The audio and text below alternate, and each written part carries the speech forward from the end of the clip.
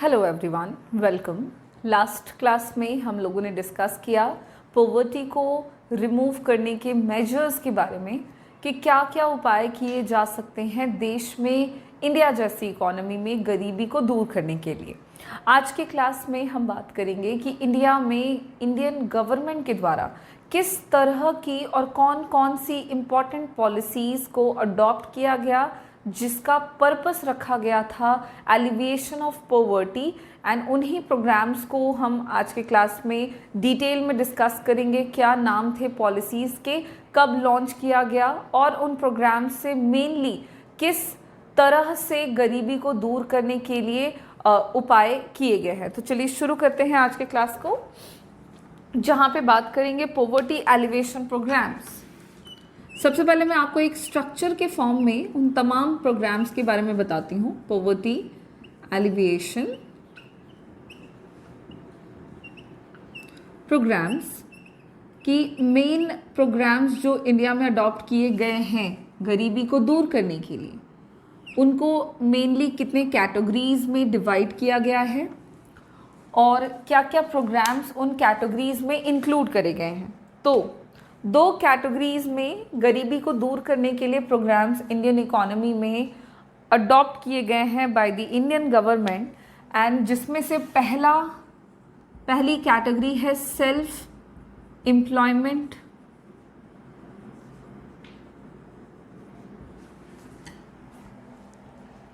Schemes और दूसरा है वेज एम्प्लॉयमेंट स्कीम। ठीक है, तो गरीबी को दूर करने के लिए इंडियन गवर्नमेंट के द्वारा दो मेन कैटेगरीज में प्रोग्राम्स को अडॉप्ट किया गया था। पहला एम रखा गया था सेल्फ एम्प्लॉयमेंट स्कीम, जिसके तहत देश में गरीबी को दूर करने के लिए ऐसे ऐसे प्रोग्राम्स अपनाए गए जहां पे लोगों को सेल्फ एम्प्लॉयमेंट के लिए प्रमोट किया गया, न कि इस तरह के स्कीम में लोगों को रोजगार दे दी गई। और दूसरा जो स्कीम रखा गया देश में गरीबी को दूर करने के लिए वो था वेज एम्प्लॉयमेंट स्कीम, जहां पे देश में लोगों को रोजगार के अवसर दिए गए ताकि व्यक्ति रोजगार प्राप्त करके फैसिलिटीज़ को प्राप्त करके अपने आप को गरीबी की स्थिति से बाहर ला सके। तो ये दो अलग अलग टाइप के मेजर्स अडॉप्ट किए गए, दो अलग टाइप की पॉलिसीज़ अपनाई गई है इंडियन गवर्नमेंट के द्वारा। एक में गवर्नमेंट ने इंसेंटिव्स प्रोवाइड किए, इनकरेजमेंट दिया लोगों को कि कैसे वो गरीबी को खुद ब खुद दूर कर सकते हैं, और दूसरी कैटेगरी में गवर्नमेंट ने बाकायदा ऐसे ऐसे पॉलिसीज़ और स्कीम्स को लॉन्च किया जिसमें लोगों को बेसिक फैसिलिटीज़ प्रोवाइड कराई गई ताकि व्यक्ति अपने आप को गरीबी की स्थिति से बाहर ला सके। अब इन्हीं दो कैटेगरीज में कुछ प्रोग्राम्स इंपॉर्टेंट हैं, जिसमें से सबसे पहला है रूरल एम्प्लॉयमेंट जनरेशन प्रोग्राम। सबसे पहले हम सेल्फ एम्प्लॉयमेंट स्कीम्स के बारे में डिस्कस कर लेते हैं। तो इसमें जो फर्स्ट पॉलिसी थी that is rural employment generation programme, जिसको शॉर्ट में REGP के नाम से भी जाना जाता है। और ये प्रोग्राम सेल्फ एम्प्लॉयमेंट स्कीम के तौर पर इंडियन इकोनॉमी में इंडियन गवर्नमेंट के द्वारा अडॉप्ट किया गया था। आफ्टर दैट इंडिया में और भी प्रोग्राम्स अपनाए गए, जैसे कि प्राइम मिनिस्टर रोजगार योजना, प्राइम मिनिस्टर रोजगार योजना, जिसको शॉर्ट में PMRY के नाम से भी जाना जाता है। और ये भी एक इम्पॉर्टेंट पॉलिसी रहा इंडियन इकोनॉमी में गरीबी को दूर करने के लिए। आफ्टर दैट देश में स्वर्ण जयंती शहरी रोजगार योजना के नाम से भी पॉलिसी अडॉप्ट किया गया। स्वर्ण जयंती शहरी रोजगार योजना, जिसको शॉर्ट में SJSRY के नाम से जाना जाता है। और फिर एक और प्रोग्राम है स्कीम के ही अंदर, जो कि है स्वर्ण जयंती ग्राम स्वरोजगार योजना। स्वर्ण जयंती ग्राम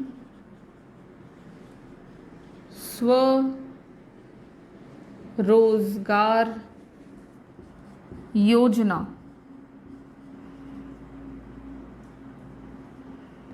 जिसको शॉर्ट में कहते हैं SJGSY।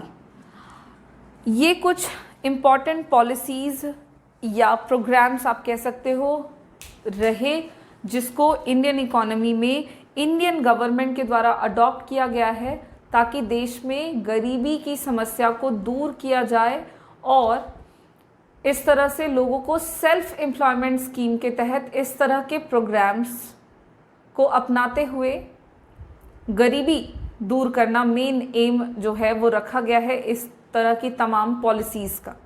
अब हम इन पॉलिसीज़ को वन बाय वन करके इससे पहले कि डिस्कस करें, उससे पहले हम लोग वेज एम्प्लॉयमेंट स्कीम्स जो हैं उनके बारे में भी जान लेते हैं कि ऐसे कौन कौन से पॉलिसीज़ या प्रोग्राम्स इंडिया में अडॉप्ट करे गए जिसका एम रखा गया कि लोगों को बेसिक फैसिलिटीज़ या वेज एम्प्लॉयमेंट जो है वो प्रोवाइड कराना है। और इसमें आता है आपका संपूर्ण ग्रामीण रोजगार योजना। सबसे पहली योजना जो इसके अंदर आ जाती है दैट इज संपूर्ण ग्रामीण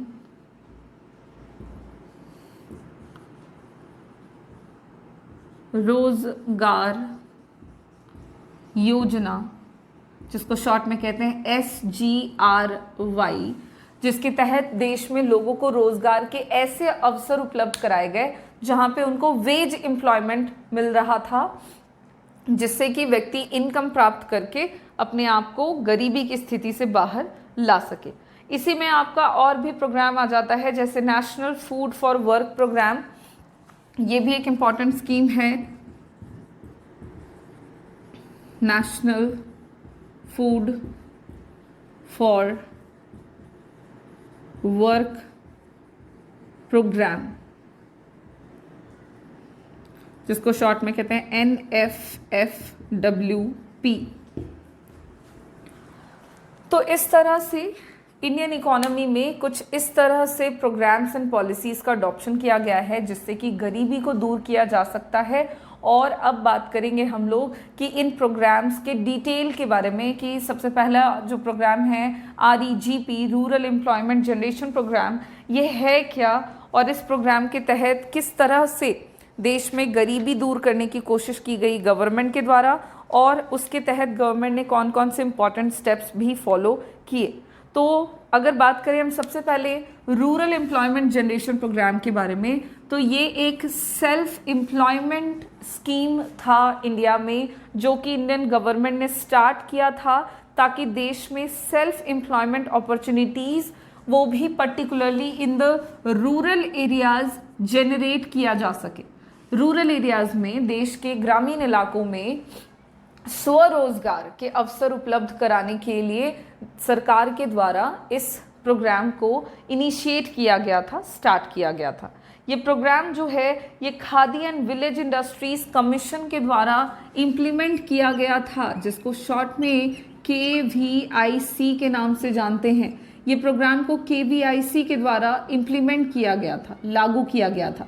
KVIC का फुल फॉर्म है khadi and village industries corporation या फिर कमीशन। और इस कमीशन ने इस प्रोग्राम को लॉन्च किया, इम्प्लीमेंट किया था। ये जो कमीशन है ये देश में पर्टिकुलरली रूरल एरियाज़ को स्वरोजगार, सेल्फ एम्प्लॉयमेंट प्रोवाइड करने के लिए काम करता है, और उसी के द्वारा इस प्रोग्राम को भी कंट्री में इनिशिएट किया गया था, इम्प्लीमेंट किया गया था। इस प्रोग्राम में, under this programme, one could get financial help in the form of bank loans to set up small industries.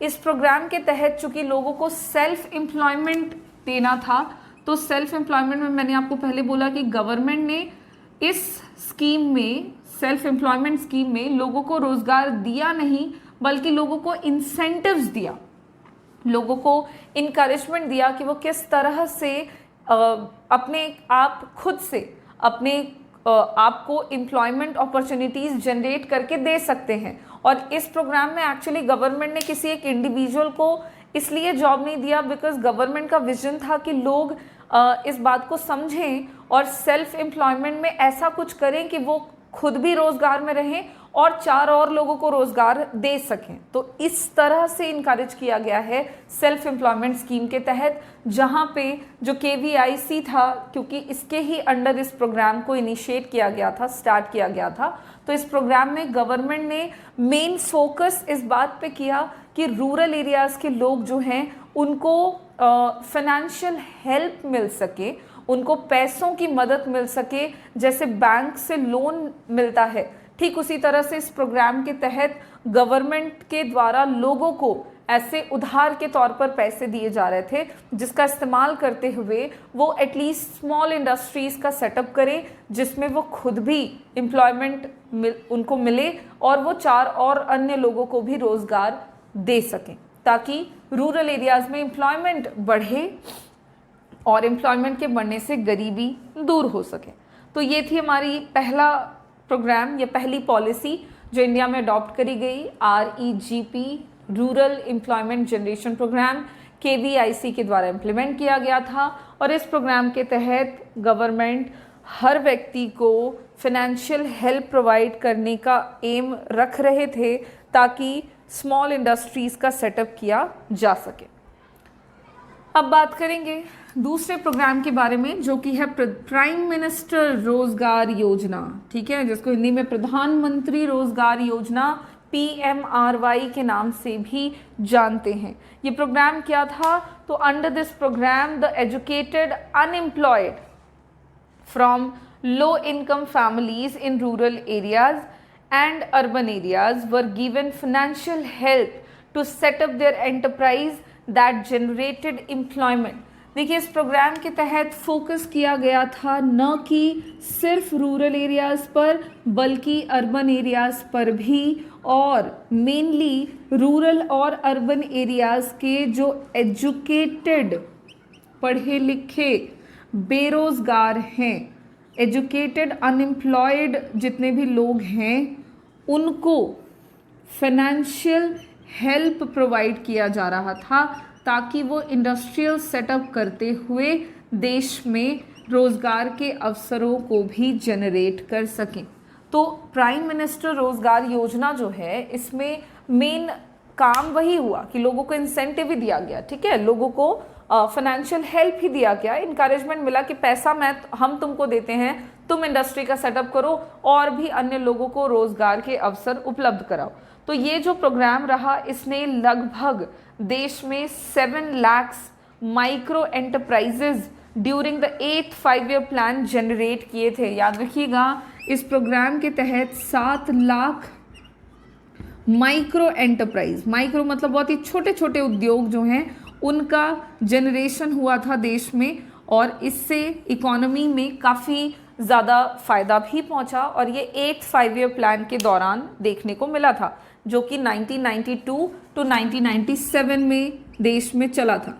जो हमारे देश की 8वीं पंचवर्षीय योजना है, 5-year प्लान है, कौन सा 8th, इस दौरान देखने को मिला कि देश में लगभग 7 लाख माइक्रो एंटरप्राइजेज, मतलब बहुत ही छोटे छोटे एंटरप्राइजेज जो हैं, उनका सेटअप हो चुका है इस प्रोग्राम की मदद से, जहां पे लोगों को रोज़गार भी मिल रहा है और लोग अपने आप को गरीबी की रेखा, सीमा रेखा के ऊपर भी ले जा पाने में सक्षम हो रहे हैं। By 2003 to 4, 3 million people got employed under this scheme।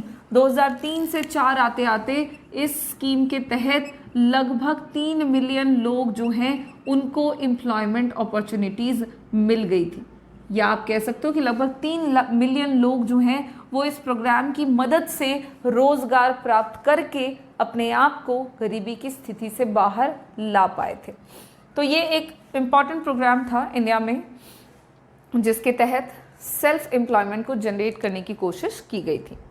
इसके बाद नेक्स्ट प्रोग्राम है हमारा स्वर्ण जयंती ग्राम स्वरोजगार योजना।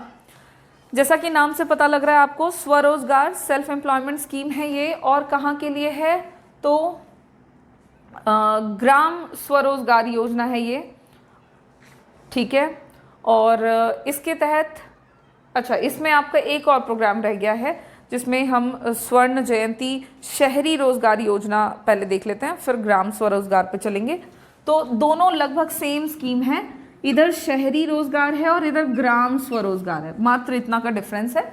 बाकी दोनों स्कीमें जो हैं वो लगभग सेम है, दोनों पॉलिसीज लगभग सेम है। तो जल्दी से बात कर ले, स्वर्ण जयंती शहरी रोजगार योजना ये क्या थी, तो ये जो पॉलिसी थी ये इंडिया में 1 दिसंबर 1997 को लॉन्च करी गई थी, ठीक है। ये जो स्कीम थी शहरी रोजगार योजना, ये दिसंबर 1 1997 में लॉन्च हुई थी इंडिया में।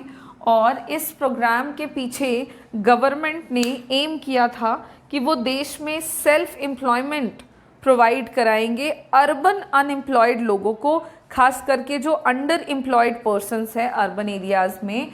अंडर एम्प्लॉयड का मतलब हो गया कि वैसे लोग जिनकी जितनी कैपेसिटी है काम करने की, वो अपनी कैपेसिटी से भी कम काम कर रहे हैं, तो वैसे लोग जो शहरों में हैं उनको सेल्फ एम्प्लॉयमेंट प्रोवाइड कराना है। और इस उद्देश्य के साथ 1 दिसंबर 1997 को स्वर्ण जयंती शहरी रोजगार योजना लॉन्च किया गया था by the government of India. इस प्रोग्राम में दो प्रोग्राम्स इंक्लूड करे गए थे, जिसमें पहला रखा गया था अर्बन सेल्फ एम्प्लॉयमेंट प्रोग्राम, और इसी में था आपका एक और प्रोग्राम जिसमें अर्बन वेज एम्प्लॉयमेंट प्रोग्राम भी था, ओके। इसमें मेन देखो यहाँ पे प्रोग्राम का नाम ही है शहरी रोजगार योजना। अब ये रोजगार योजना में ना दोनों प्रोग्राम्स एडेड थे, एक में सेल्फ एम्प्लॉयमेंट भी प्रोवाइड कराना था और अगले में वेज एम्प्लॉयमेंट भी प्रोवाइड करने के लिए अर्बन एरियाज के लोगों को दो अलग अलग प्रोग्राम्स इंक्लूडेड थे इस एक पर्टिकुलर प्रोग्राम के अंदर। Out of the total expenditure जो इस प्रोग्राम में किया गया था 75% वो आपका सेंट्रल गवर्नमेंट के द्वारा था, और 25% जो इन्वेस्टमेंट था या एक्सपेंडिचर था इस प्रोग्राम में वो स्टेट गवर्नमेंट ने किया था। मतलब शहरी क्षेत्र के जितने भी लोग थे बेरोजगार, अंडर अनएम्प्लॉयड, उनको दोनों तरह के एम्प्लॉयमेंट अपॉर्चुनिटीज़ प्रोवाइड कराने के लिए इस प्रोग्राम का अडॉप्शन हुआ था, सेल्फ एम्प्लॉयमेंट भी, वेज एम्प्लॉयमेंट भी। और इस प्रोग्राम में जितना भी खर्चा सरकार के द्वारा हुआ तो वो 100% का जो रेशियो है वो 75-25 में बटा हुआ था। 75% एक्सपेंडिचर सेंट्रल गवर्नमेंट का था एंड 25% जो एक्सपेंडिचर है वो स्टेट गवर्नमेंट कर रही थी। मतलब जिस स्टेट में ये प्रोग्राम है उसी स्टेट गवर्नमेंट के द्वारा 25% का खर्चा किया जाएगा और बाकी 75% का जो खर्च है वो केंद्र सरकार के द्वारा वहन किया जा रहा था। और इस तरह से स्वर्ण जयंती शहरी रोजगार योजना हमारे देश में चला। अब आते हैं हमारे अगले प्रोग्राम पे जो कि है स्वर्ण जयंती ग्राम स्वरोजगार योजना। स्वर्ण जयंती ग्राम स्वरोजगार योजना के तहत भी रूरल एरियाज़ में खास करके लोगों को रोज़गार उपलब्ध कराने की कोशिश की गई और रोज़गार में स्वरोज़गार के तहत लोगों को जोड़ने की कोशिश हुई, जहाँ पे मेनली कई तरह के फोकस किए गए कि लोगों को सेम एम्प्लॉयमेंट अपॉर्चुनिटीज़ जनरेट कैसे करना है इसमें बढ़ावा दिया जाए, न कि एम्प्लॉयमेंट अपॉर्चुनिटीज़ उनको जनरेट करके दे दी जाए। तो इस तरह से देश में ये कुछ प्रोग्राम्स अलग अलग एरिया वाइज अलग अलग टाइम के लिए अडॉप्ट करे गए। तुम देखोगे तो सारे प्रोग्राम्स का कहीं ना कहीं पर्पस जो है वो लगभग एक ही है कि देश में गरीबी को दूर करना, और अब गरीबी को दूर करने के लिए अलग अलग तरीके मात्र अपनाए जा रहे थे। तो सेल्फ एम्प्लॉयमेंट स्कीम्स यहाँ पे फिनिश करेंगे।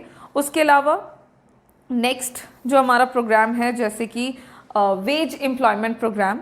वेज एम्प्लॉयमेंट प्रोग्राम में हमारा सबसे पहला प्रोग्राम है संपूर्ण ग्रामीण रोजगार योजना। संपूर्ण ग्रामीण रोजगार योजना ये एक ऐसा प्रोग्राम था जो कि इंडिया में 1 सितंबर 2001 में लॉन्च किया गया था। संपूर्ण ग्रामीण रोजगार योजना ये 1 सितंबर 1999 में अडॉप्ट करा गया था इंडियन इकोनॉमी में, जिसके पीछे का जो पर्पस था वो था देश में, अच्छा सॉरी 1991 मैंने लिख दिया, 1 सितंबर 2001 में अडॉप्ट किया गया था। और इस स्कीम के तहत जो पर्पस था सरकार का वो था सबसे पहला एम्प्लॉयमेंट अपॉर्चुनिटीज़ सरप्लस वर्कर्स को प्रोवाइड कराना। देश में जो भी एक्स्ट्रा लेबरर्स हैं उनको एम्प्लॉयमेंट अपॉर्चुनिटीज़ प्रोवाइड कराना ताकि वो बेरोज़गारी की समस्या से जो जूझ रहे हैं उससे बाहर आ सकें। साथ ही साथ इस पॉलिसी का एक और एम था, दैट इज़ देश में इंफ्रास्ट्रक्चरल डेवलपमेंट को बढ़ावा देना। उसके अलावा रीजनल डेवलपमेंट फोकस था इस पॉलिसी का। Economic development and social development भी इस प्रोग्राम के तहत करने का उद्देश्य रखा गया था। इस योजना का जो टारगेट है वो था कि 100 करोड़ मैन डे क्रिएट करना है फॉर अ लेबर, एटलीस्ट एक वर्कर को, एक लेबर को 100 दिन का रोजगार जो है, मतलब 100 करोड़ एम्प्लॉयमेंट अपॉर्चुनिटीज़ जनरेट करने का उद्देश्य इस प्रोग्राम के तहत देश में रखा गया था। और इस तरह से ये प्रोग्राम हमारे इकोनॉमी में लॉन्च किया गया एंड इसने भी काफ़ी हद तक इकोनॉमी में पॉवर्टी को रिड्यूस करने में हेल्प किया। उसके अलावा नेक्स्ट प्रोग्राम है national food for work programme. और national food for work programme जो है वो इंडिया में लॉन्च किया गया है। इसका लॉन्च ईयर दिया हुआ है हमारे पास एंड लॉन्चिंग ईयर है 2004 में ये प्रोग्राम हमारे देश में शुरू किया गया, लागू किया गया। और इस प्रोग्राम का जो ऑब्जेक्टिव रखा गया वो था कि देश में जो जितने भी लोग हैं, ठीक है, उनको इंटेंसिफाई करना है, मतलब उनको जॉब देना है और जो जॉब में उनको जो वेज मिलेगा वो वेज उनका इस तरह का हो ताकि वो अपने नीड्स को पूरा कर सकें। National food for work programme 150 backward districts में लागू किया गया था। देश के 150 ऐसे डिस्ट्रिक्ट्स थे जहां पे इस प्रोग्राम को लॉन्च किया गया, लागू किया गया। एंड इस प्रोग्राम का भी जो 100% स्पॉन्सरशिप था, मतलब इस प्रोग्राम के तहत जो भी पैसा खर्च हो रहा था वो 100% सेंट्रल गवर्नमेंट के द्वारा खर्च किया जा रहा था। इस प्रोग्राम में स्टेट गवर्नमेंट का कोई भी कंट्रीब्यूशन नहीं रखा गया था। और इस तरह से हमारे देश में national food for work programme जो है वो इम्प्लीमेंट किया गया और इसके तहत भी काफ़ी मदद मिली लोगों को अपने जीवन स्तर में सुधार लाने में। साथ ही साथ इतना ही नहीं, देश में गरीबी तो कम हुई, साथ ही साथ लोगों को रोज़गार भी मिला। तो इस तरह से ये प्रोग्राम्स काफ़ी इफ़ेक्टिव तरीके से इकोनॉमी में इन्होंने वर्क करा। और लेकिन फिर भी बात करेंगे कि 100% रिजल्ट इन प्रोग्राम्स का इकोनॉमी को नहीं मिल पाया, जिसकी वजह से देश में अभी भी गरीबी की समस्या देखने को मिलती है। अच्छा, इतने प्रोग्राम्स के अलावा भी कंट्री में और भी प्रोग्राम्स हैं जिनका अडॉप्शन किया गया है। और वो प्रोग्राम्स की अगर हम बात करें कि और कौन कौन से हैं, तो आपने नाम सुन रखा है। जैसे एक इम्पॉर्टेंट प्रोग्राम का नाम हम लेते रहते हैं, दैट इज़ मनरेगा।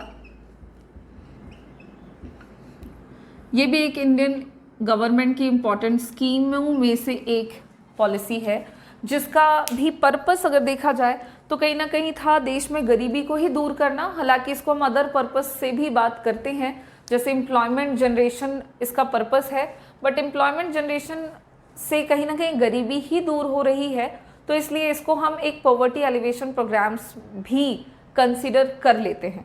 इस प्रोग्राम का फुल फॉर्म है Mahatma Gandhi national rural employment guarantee act, ठीक है। इस प्रोग्राम के तहत जितने भी लोग देश के जो काम करने के इच्छुक हैं और काम करने के एबल हैं, who are willing to work and able to work, उनको मिनिमम वेज पर काम मिल रहा था 100 डेज के लिए। 100 दिनों का रोजगार उपलब्ध कराने के लिए इस उद्देश्य को, इस पॉलिसी को लागू किया गया था इंडियन इकोनॉमी में, और इसमें कई तरह के अदर अमेंडमेंट्स भी किए गए थे, सच एज कि वैसे लोग जो कि रूरल एरियाज़ में हैं और जो जॉब चाहते हैं उनको जॉब नहीं मिल पा रहा, तो वैसे लोगों के लिए ये प्रोग्राम जो है इनको एक्चुअली बनाया गया था। इस प्रोग्राम में और भी कई तरह के कह सकते हो स्टेप्स इंक्लूड किए गए थे कि अगर किसी व्यक्ति को रोज़गार नहीं मिलता है तो उसको बेरोज़गारी भत्ता भी मिलेगा, और जिससे कि देश में गरीबी पे डायरेक्टली काम किया जाएगा और पॉवर्टी को रिड्यूस कर पाने में हेल्प मिलेगी।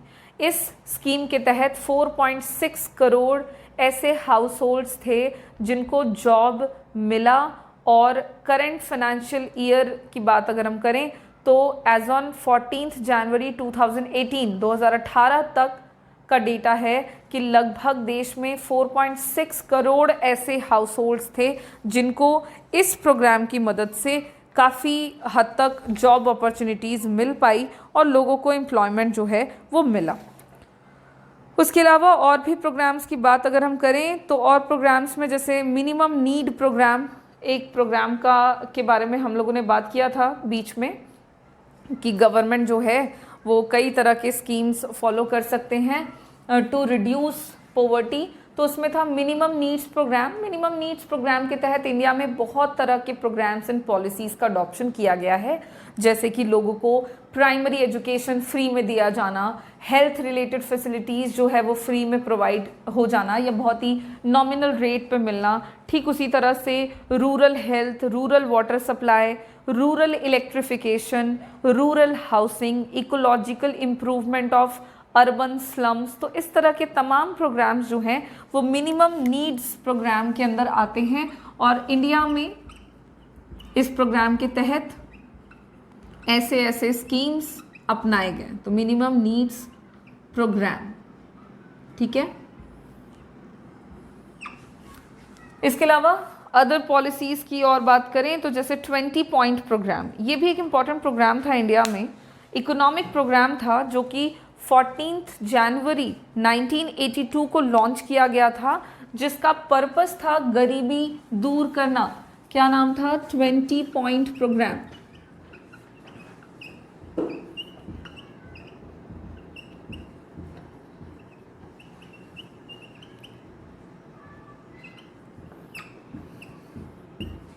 इस प्रोग्राम का मेन जो एम रखा गया था दैट इज इरेडिकेशन पॉवर्टी, गरीबी को दूर करना, ठीक है।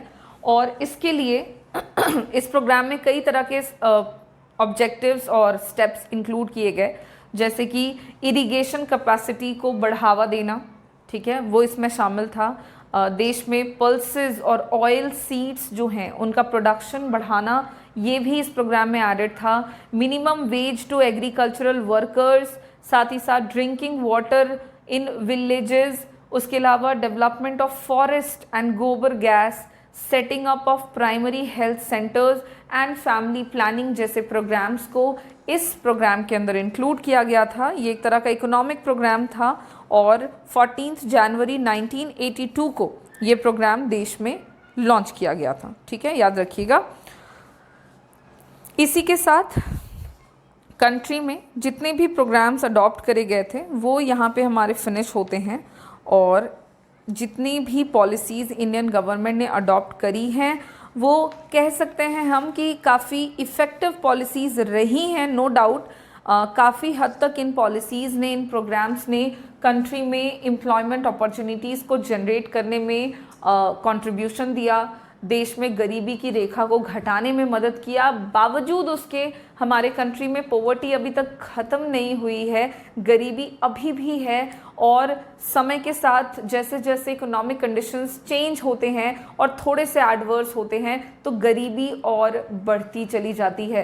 तो हमारा जो नेक्स्ट और लास्ट टॉपिक रहेगा that is the critical evaluation, कि इतने प्रोग्राम्स अपनाए गए बावजूद उसके देश में स्थिति कैसी है अभी भी, मतलब इन प्रोग्राम्स को हम क्रिटिकली इवैल्यूएट करेंगे, जहाँ पे हम इनके मेरिट्स की एक और चर्चा करेंगे और दूसरी तरफ बातें करेंगे कि डिमेरिट्स क्या रह गए, डिमेरिट्स क्या रह गए, या देश में फेलियर क्या क्या रह गया गवर्नमेंट का, जिसकी वजह से वो अभी भी गरीबी जैसी समस्या को, बेरोजगारी जैसी समस्या को 100% खत्म नहीं कर पाए हैं।